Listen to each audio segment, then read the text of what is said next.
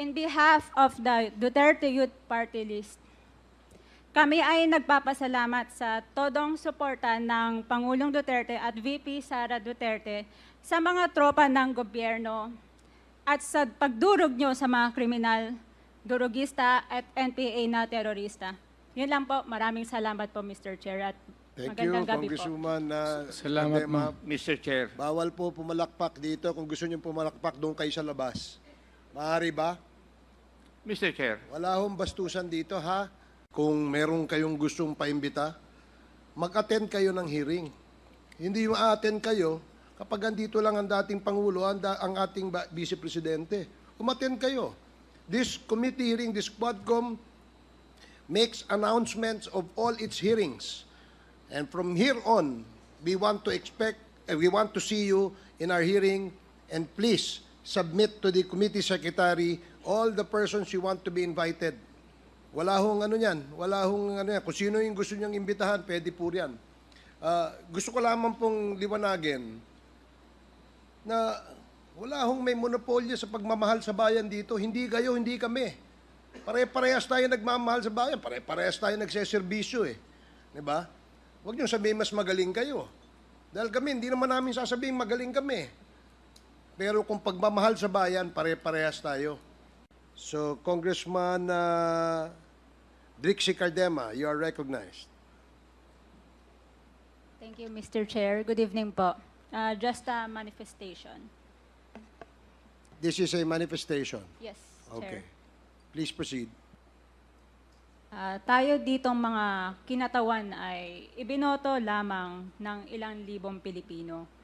Ngunit ang kasama natin ngayon ang Pangulong Duterte, ang most voted Philippine leader ng 2016. At ang kanyang anak, Vice President Sara Duterte, ang most voted Philippine leader naman ngayong 2022. I would like to manifest na gusto ng sambayanang Pilipino ang pagdurog niya sa mga kriminal, durugista at NPA na terorista.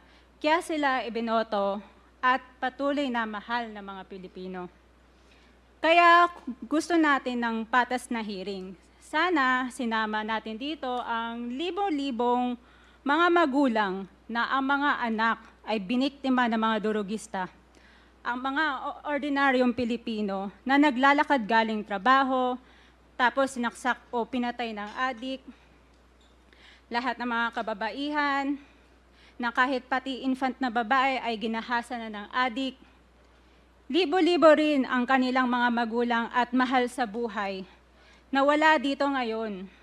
Awang-awa ang mga Pilipino sa mga inuseteng pamilyang na ito, kaya niluklok ng bansa ang Pangulong Duterte. Ang drug war ng Pangulo ay policy lamang. Hindi ito natupad kung hindi ito pinondohan ng Kongreso ng 6 na taon. Majority pa nga dito sa mga kinatawan ay naka-Duterte fist pa nung buong 6 na taon eh.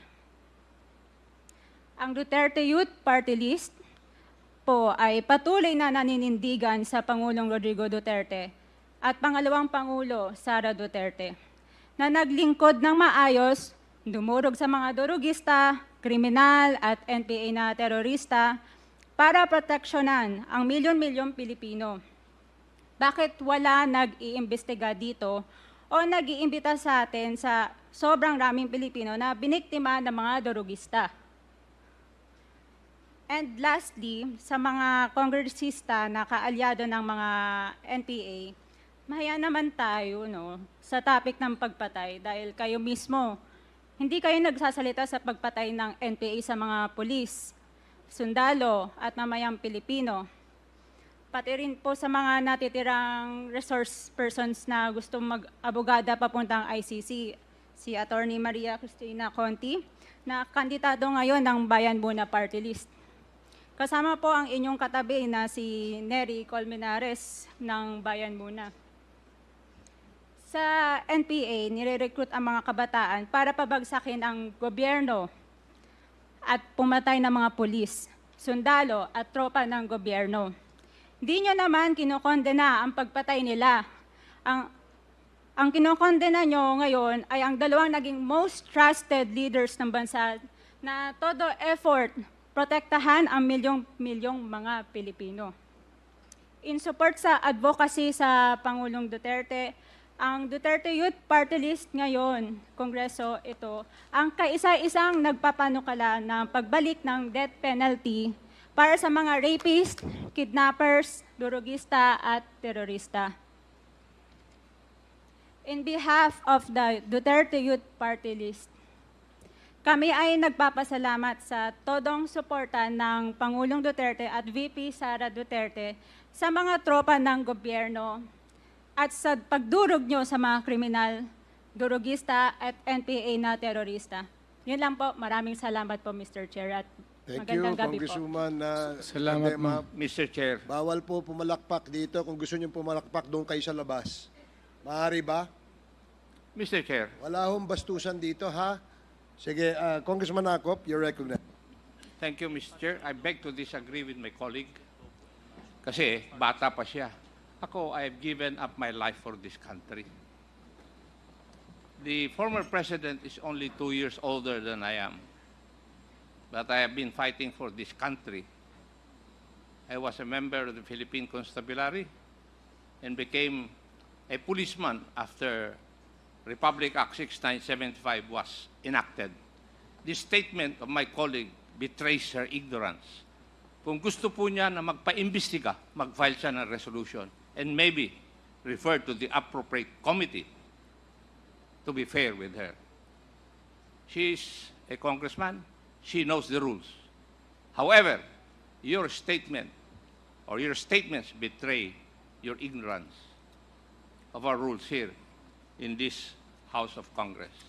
So I beg to disagree, Mr. Chair, na sila lang ang nakikipaglaban at marunong makipaglaban sa kalaban.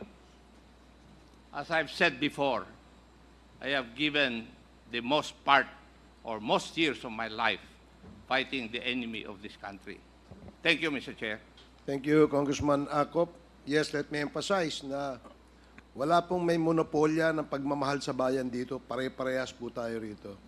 And following the suggestion of Congressman Acop, kung meron kayong gustong paimbita, mag-attend kayo ng hearing. Hindi ma-attend kayo kapag andito lang ang dating Pangulo, ang ating Vice Presidente. Umattend kayo.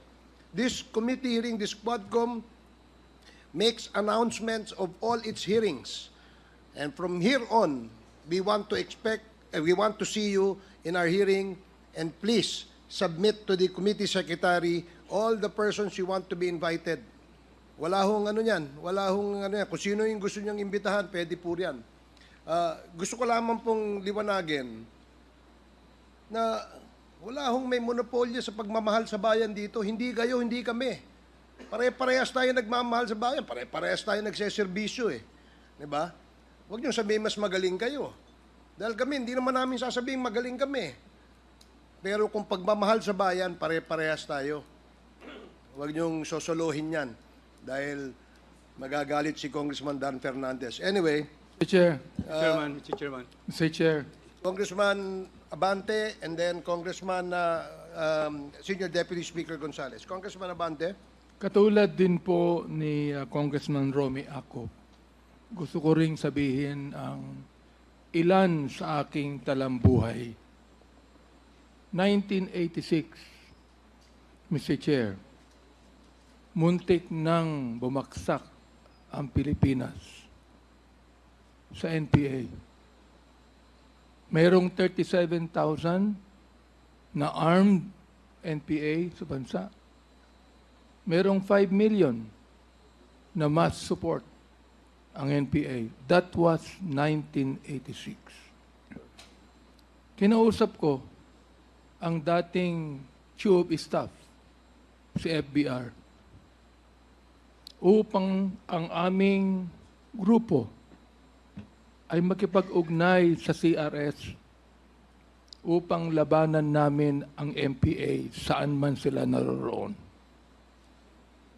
Bilang isang religious leader, wala po kaming dalang armas. In fact, kami po ay nag-create ng grupo na ang tawag Confrontational Evangelism. Na ang ibig sabihin nun, habang NPA ay naghahasik ng lagim sa mga bayan, kami naman ay nagtuturo ng Biblia at ng tunay na kalayaan sa bayan. Ako din po ang isa sa mga nag-suggest kay FBR nung araw na magtayo ng isang civilian force na magiging kasama ng armed forces. Naging pangulo po sa FBR. Kasama po ako doon. Naging konsyal ako ng Maynila.